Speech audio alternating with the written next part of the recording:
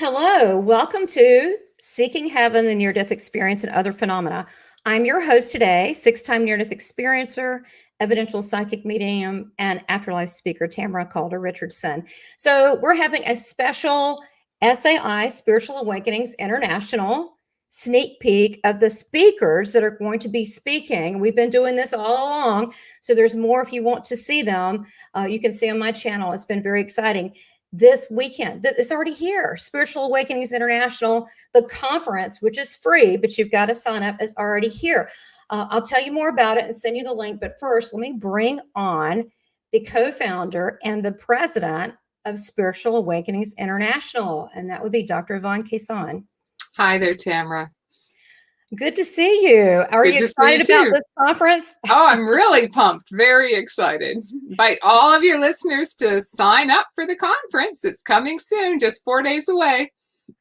Wow, that's so hard to believe. So it is free. And tell them a little bit about, before we bring in our guest, about why you and also Robert Baer created Spiritual Awakenings International, which we call SAI for short. Tell them a little bit why this was created. Yeah, Robert Baer and I co-founded Spiritual Awakenings International just over a year ago. This conference is actually going to be our 1-year birthday party celebration, so we're very happy about that. And we're both multiple STE and multiple NDE experiencers, so we're very intuitive, Robert Baer and I.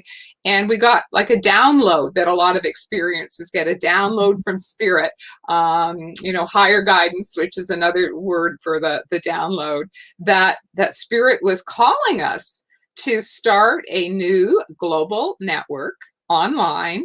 And the name for that network, I was even given the name, would be Spiritual Awakenings International.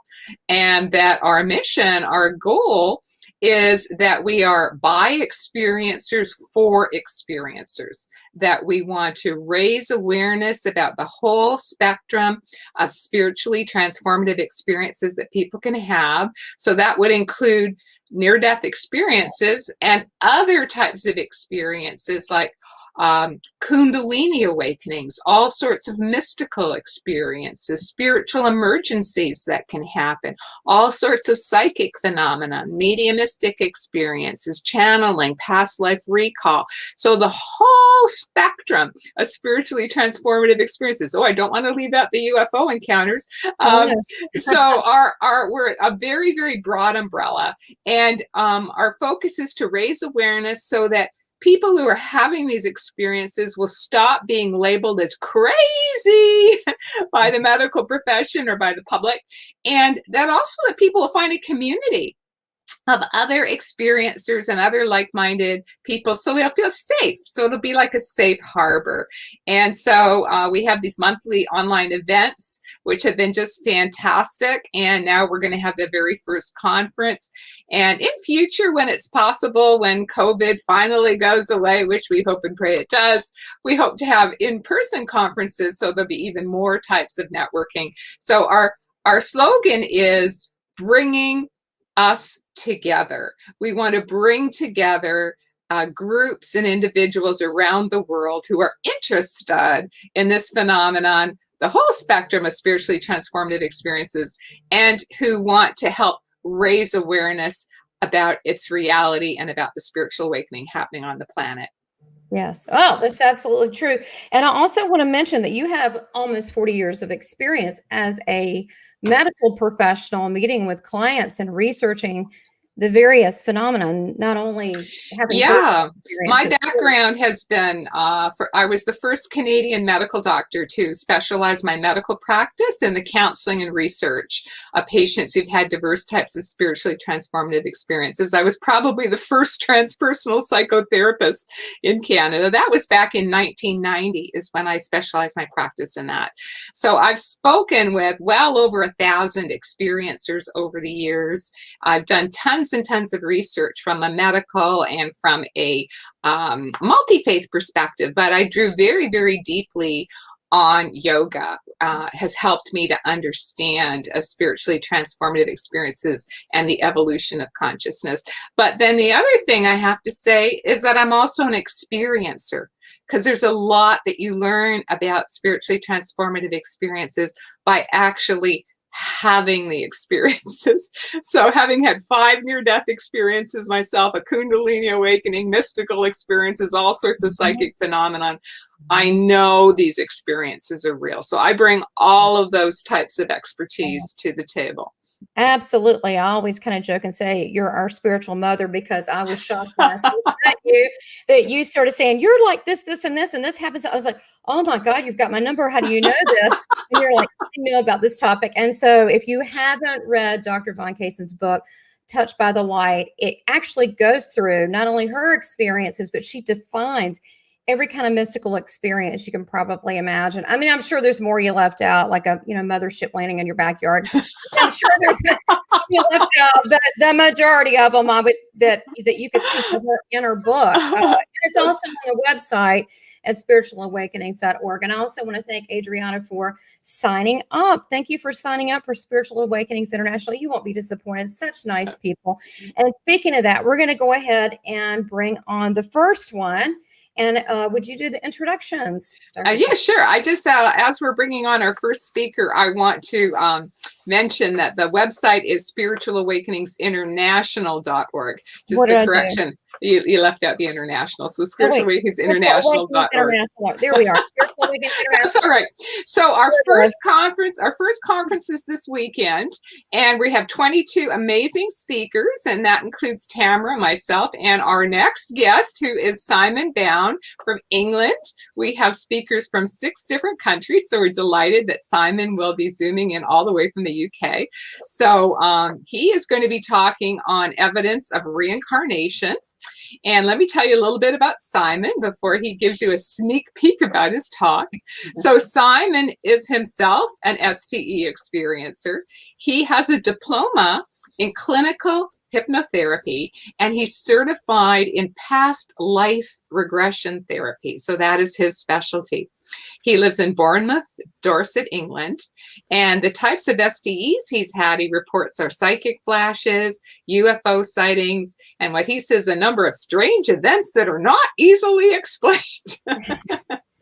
He took part in his first past life regression in 1987 in the College of Psychic Studies in London. So he's been doing this for a long time too.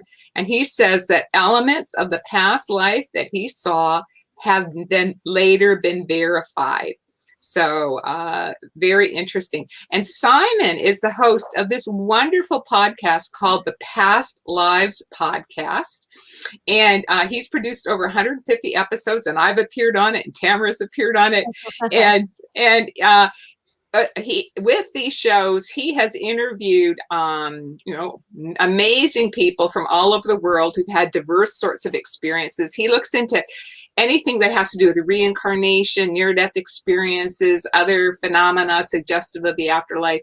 And Simon says that most of the people on his show have written books, and he's read all of them. So he's really quite an expert in this area. So I'm very happy that Simon Bown is going to be talking about evidence of reincarnation at our Spiritual Awakenings conference on the weekend. Absolutely. Well, Simon is also a sci-fi writer. I mean, he's very impressive. He has a great knowledge of a lot of these mystical topics too. So welcome on the Seeking Heaven channel. And Simon, if you want to tell us a little bit about your topic, reincarnation, just to kind of give people an idea. So it is going to be a full program. I believe his talk is about an hour, correct? Yes. Mm-hmm. Yeah. Mm-hmm. So he's been working on this. So maybe tell us a little bit, and let me say hello to Candace Anderson, who is an STEer that I mentioned the other day, she's very bubbly, and so nice to have you here. So Simon, if you could tell us a little bit about the reincarnation topic, that would be fascinating. Okay. Well, thanks for the great introduction. It's hope I can live up to it. It made me sound fantastic. Yeah, so the talk I want to do is about evidence of reincarnation. So it's kind of drilling down into more detail than just say basic theories about reincarnation. And one of the books I'll be talking about is this one here, with Dr. Ian Stevenson wrote.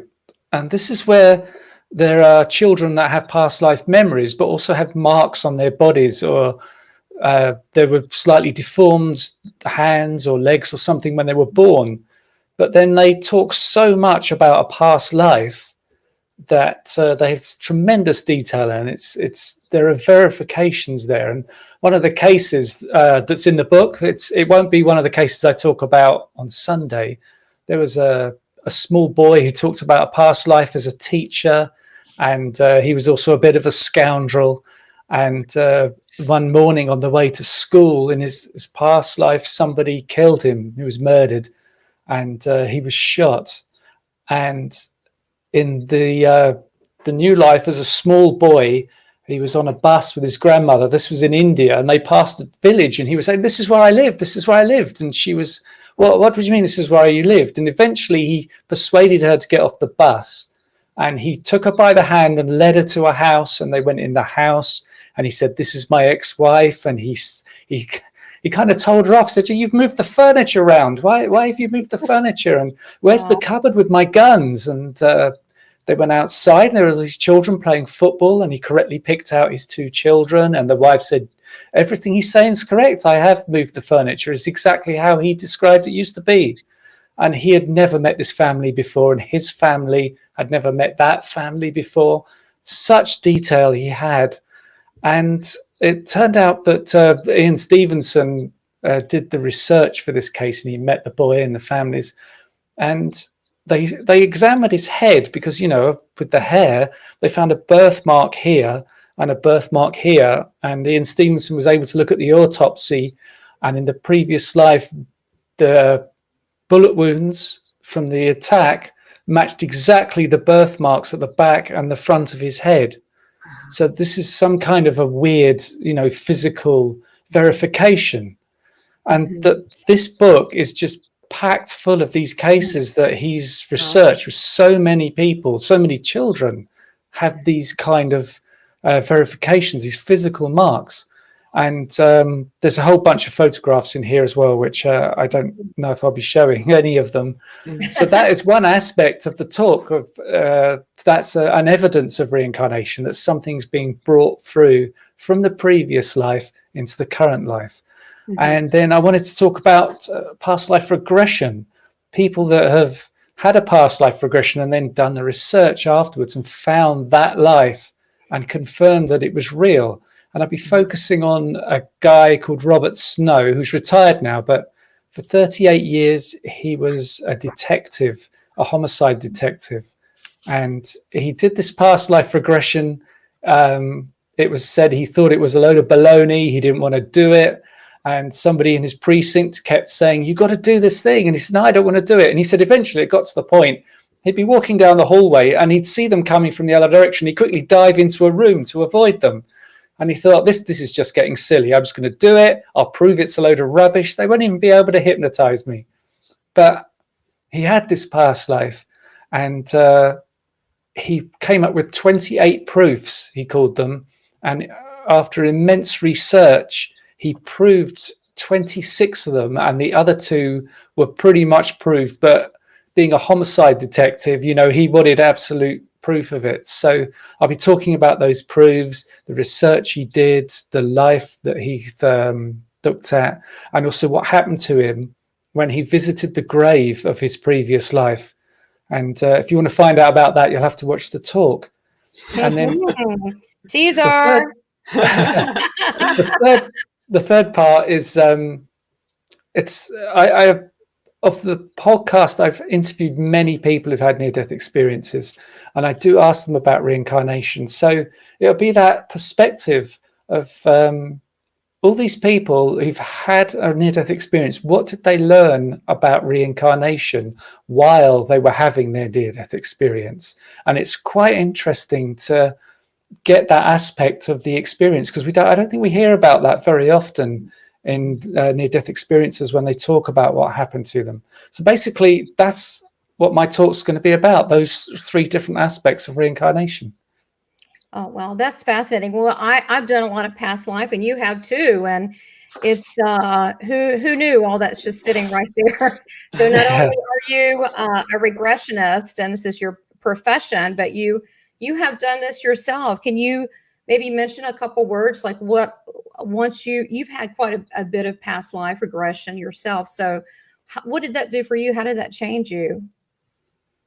It's remarkable because you don't realize how intense it can be until you do it. And Right. I did have such emotion and weird things that happened. I did one where I went to a past life, and it started off, I was a 6-year-old girl in this park in London, and I just got the year 1895 just sprung into my head. Mm-hmm.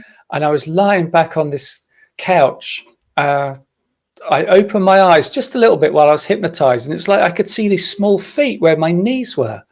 And, you know, because I was in this life as a small girl, and I went on to see that life develop into being a nurse in the First World War, close to the front line and looking after all these British soldiers with terrible injuries. And also I had this past life regression where I went through the death of the past life, and I was hovering over the body looking down on it. Wow. And the hypnotherapist said to me, okay, just drift away, drift away. And it was like this instant feeling of terror came over me.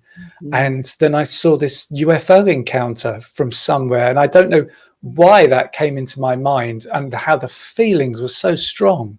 Mm-hmm. And it's a thing when in the past life regression, we say that you see a past life that will be chosen for you by your spirit guides and by your higher self, and they'll choose a past life that's most beneficial for you. Mm-hmm. So I wonder why they chose to show me a UFO encounter, right. Mm-hmm. and what they were trying to tell me about that. Mm-hmm. And it also reminds me of something Tamara said to me when we'd stopped recording. She said to me, "You've been tagged." Do you remember that? Yeah. She said, and I have a lump in my earlobe that I don't know what it is. It's been there for decades. Right here. Yeah. And you said like a cow, like they tag a cow. Sorry. Well, I think it's fine. You're fine. It's in the past. I really don't see a lot going on there, but yeah.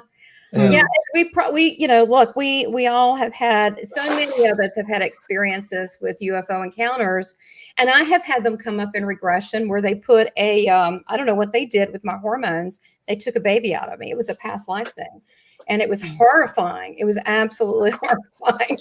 But you think, why would people do this? Well, you're okay now. We live forever, you know. Yeah.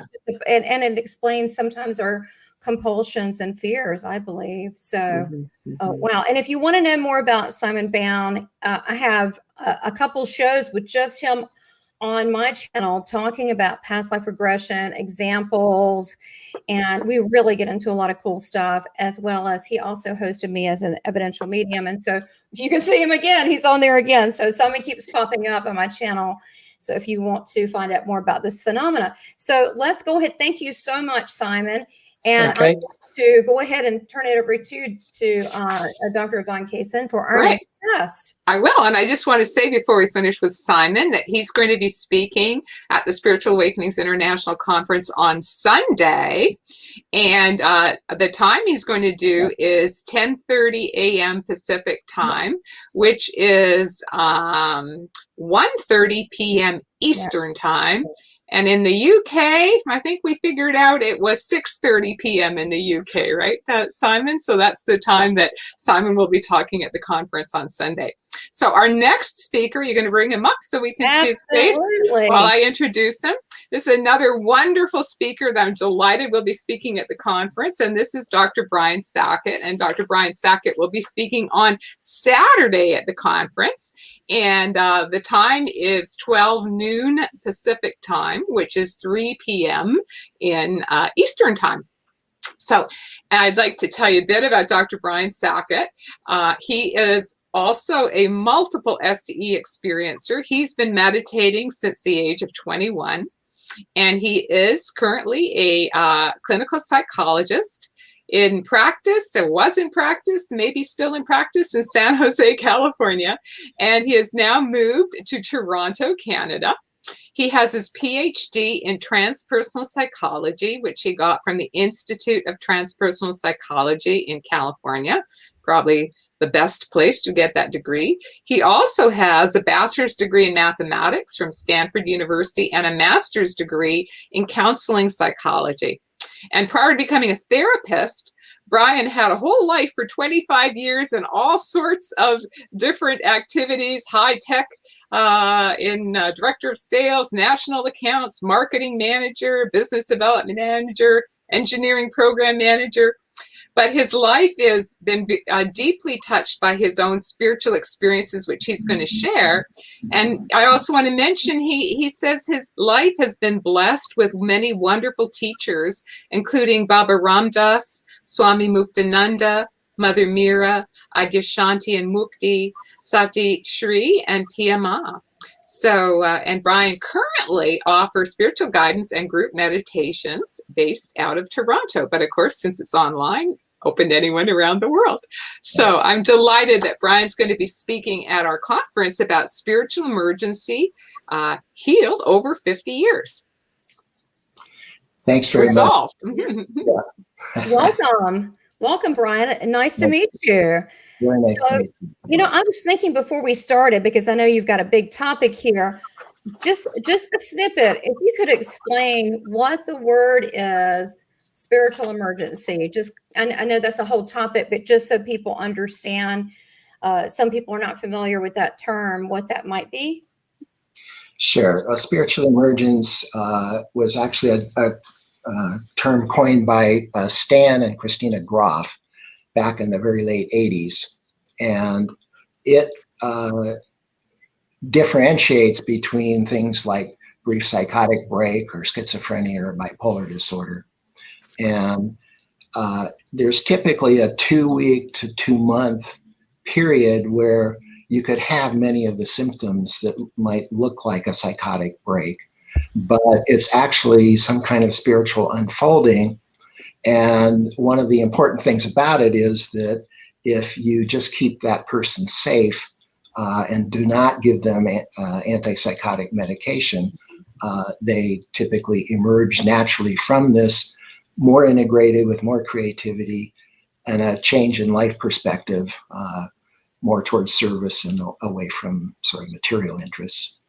So it's now a category in the Diagnostics and Statistics Manual, a descriptor code called religious or spiritual problem. Really? And so there's really, that person was triggered somehow, and I guess there could be different ways that could happen. And then you're supposed to just leave them alone, right? Not treat them. Well, you keep them safe.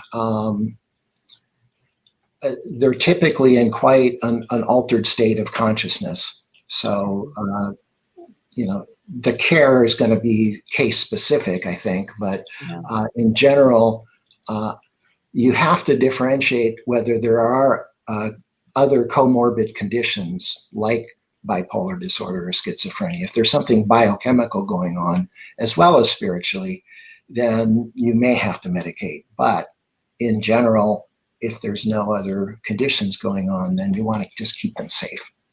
I got it. And will you be going over in your talk about some of the things that you do with someone like that and how to move forward with them? Not so much, because I'm going to spend just a very little time on defining spiritual emergence. Why I wanted to talk was I went through this myself 20 years before people understood even that there was a category like that. So I was a senior at Stanford University, and I happened to go to a program that was Baba Ramdas and Swami Muktananda. And as a result of going to that, I was catapulted out of the reality as I knew it. I was out of time and space and literally out of my mind into bliss. I didn't eat or sleep for a week. And eventually, so one of the things I want to really emphasize in my talk is that it was my own ignorance, because I hadn't a clue about, these sorts of things before that experience. It was the ignorance of the person I was living with and my friends. And then it was also the ignorance of mental health professionals about this kind of a category. But I think it's even more widespread. Like there's a lot of beliefs about what reality is and who and what each of us are. And those beliefs, at least in 1970, they were pretty limited. So I ended up being hospitalized. I spent 4 weeks at Stanford Hospital being medicated. And eventually I was hospitalized in Minnesota where I had grown up. And there was a grounding experience that happened from that where they put me on a 72-hour hold and wanted to medicate me again. And I imagined, electroshock therapy when the medication didn't work, and then a prefrontal lobotomy because I had read One Flew Over the Cuckoo's Nest about 6 months before that.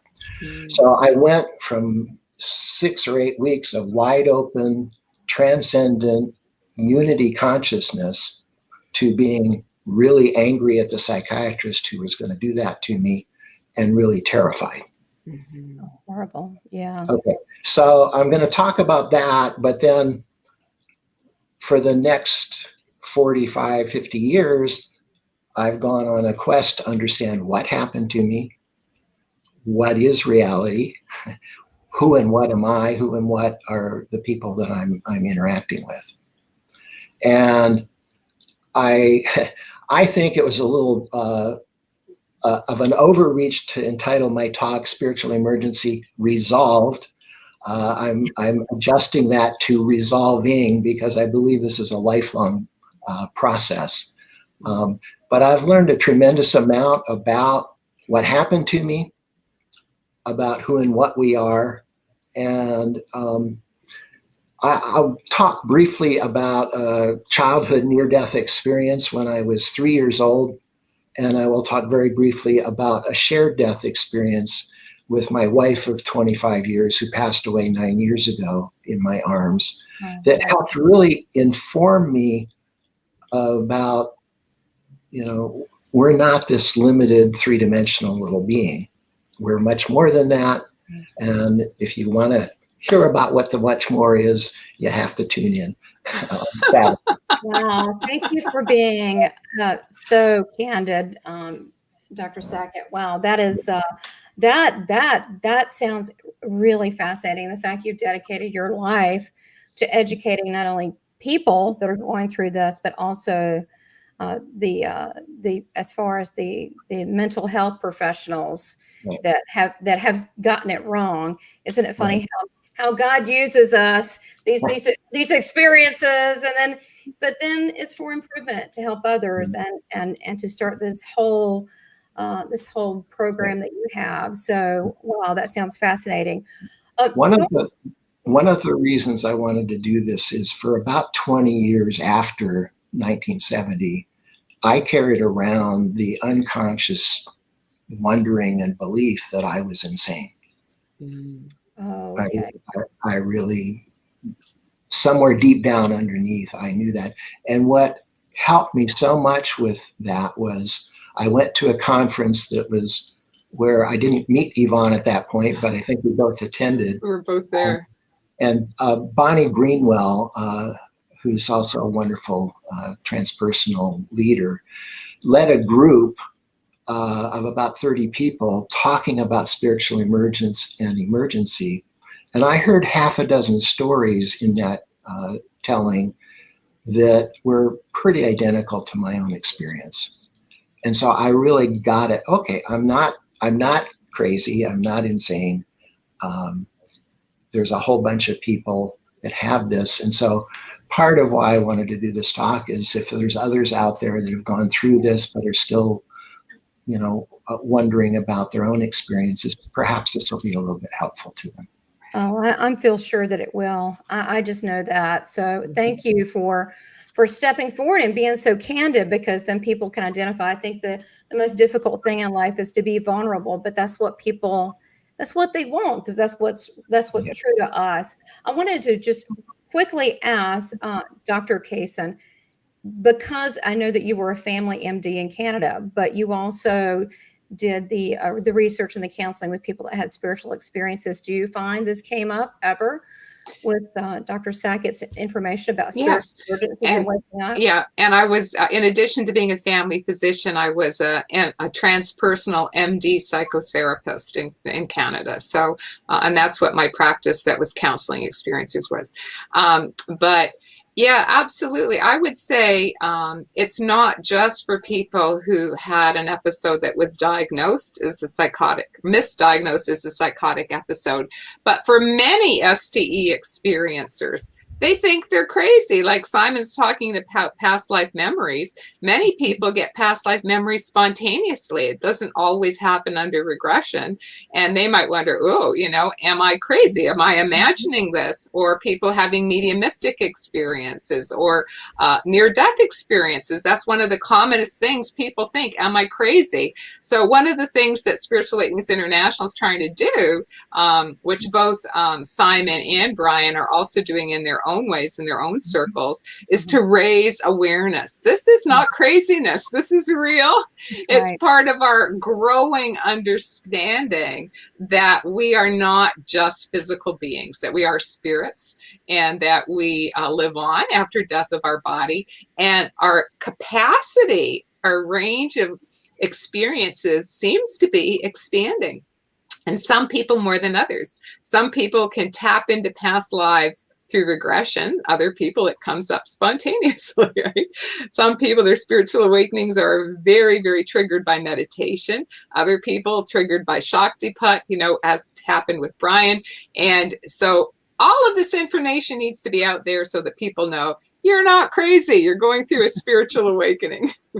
Which is where we're going back to the Spiritual Awakenings International, the safe harbor. And I didn't mention, but I should mention that the Seeking Heaven channel, that we are an affiliate member of SAI, because early on we realized that we're both trying to create a safe platform for people to have discussions without being judged. And that's why I have these awesome spiritual speakers that are on my show, and the same thing with far as what SAI is doing. So that's why you've got to, if you haven't signed up, I mean, it's around the corner, guys. It's free, which is phenomenal. Please register. This is the time. You've got the information below. And both of you, I really appreciate, all of you, Dr. Kason, Dr. Sackett, and as well as Simon Bown. Thank you so much for today. And I wanted to mention also something exciting. We didn't discuss this. Dr. Kason's like, oh boy, what is it? I'm excited. SAI now can take your donation. So that will be available. But just this is free. The conference is totally free. But again, there's so much that has to be paid for. So now that they'll be able to take donations moving forward. Do you want to starting soon? Any day now, we'll activate that donate button.